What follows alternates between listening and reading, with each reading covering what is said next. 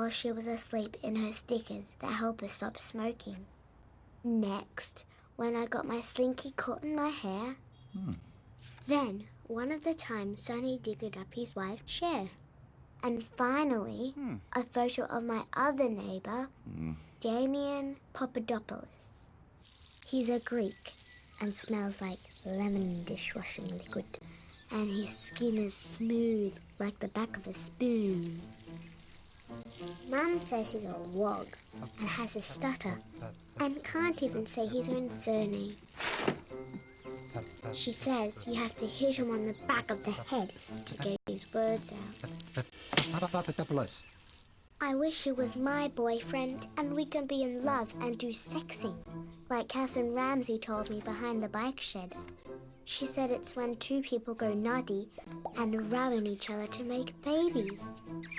I told her she's a liar and would go to hell and burn like toast, because babies really come from beer glasses and eggs laid by rabbits and nuns and prostitutes.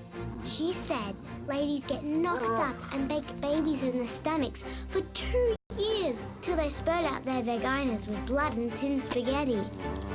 Have you got a girlfriend, Max? Or some wives? Have you done sexing? Valentine's Day is soon, and I want to give Damien a present so he can love me. Can you explain love and how I can be loved? Once again, Mary's letter had triggered an anxiety attack. Max knew nothing about love. It was as foreign to him as scuba diving. And he'd had an appalling history of getting it all wrong. One Valentine's Day, he'd given Zelda Glutnik a gift he was sure was appropriate. The only companion that had ever warmed Max's bed was his hot water bottle. Romance and love was a mysterious language he'd given up on. If only Mary had asked how a toaster works, or asked for an explanation of the chaos theory.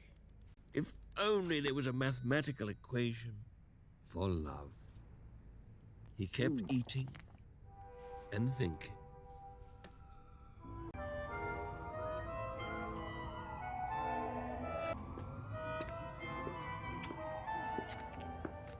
But love was not like Max's Rubik's Cube.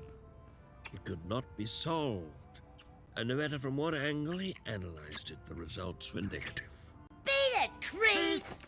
He felt love, but couldn't articulate it. Its logic was as foreign to him as a salad sandwich. The stars made more sense.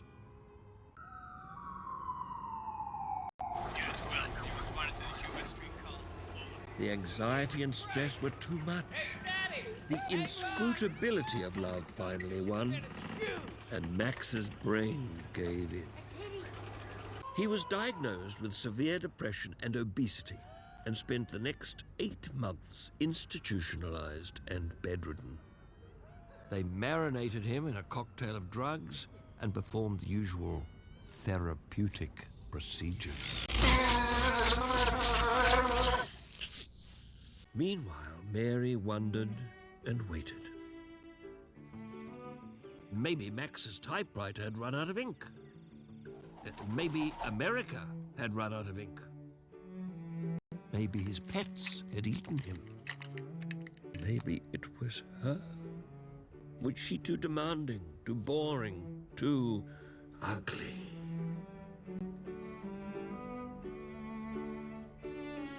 Filled with anger, confusion, and self-loathing, Mary tried to erase the memory of her friend forever.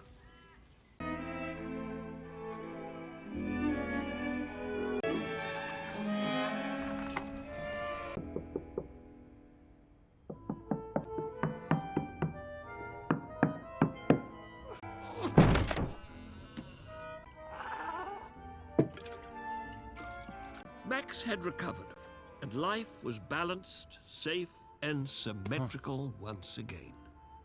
Mary still lingered in his mind. Half of him wanted to write to her immediately. The other half didn't want to end up a mental patient again.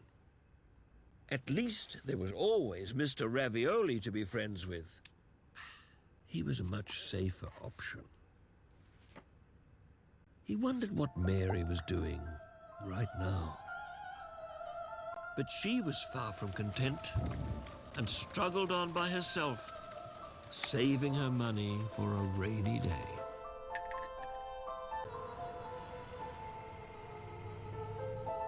Life went on as usual for Max, and even though he opted for order and stability, misfortune was never far away.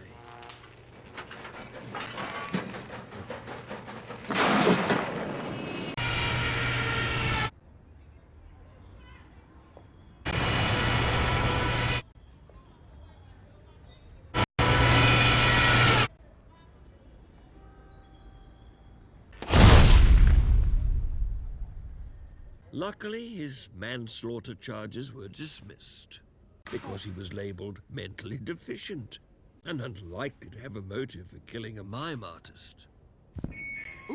Unlike most people. From then on, Max cooled himself differently and things went back to normal until after his 48th birthday, when his numbers finally came up. Welcome to the New York Lottery, and these are tonight's winning numbers. 3, 5, 6, 9, 11, and 12.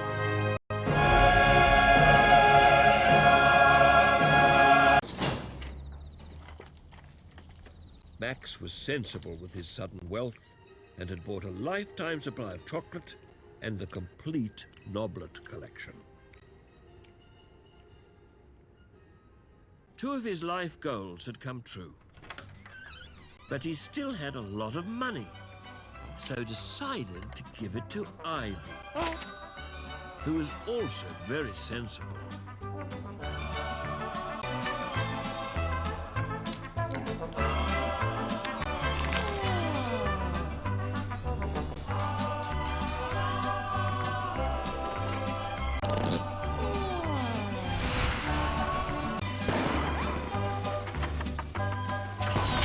Until her own numbers came up. Ivy willed everything to the local cat shelter, whose owner relocated her kind donation to his bank account. His wife's new breasts, a Ferrari, and enough fuel to get to Mexico.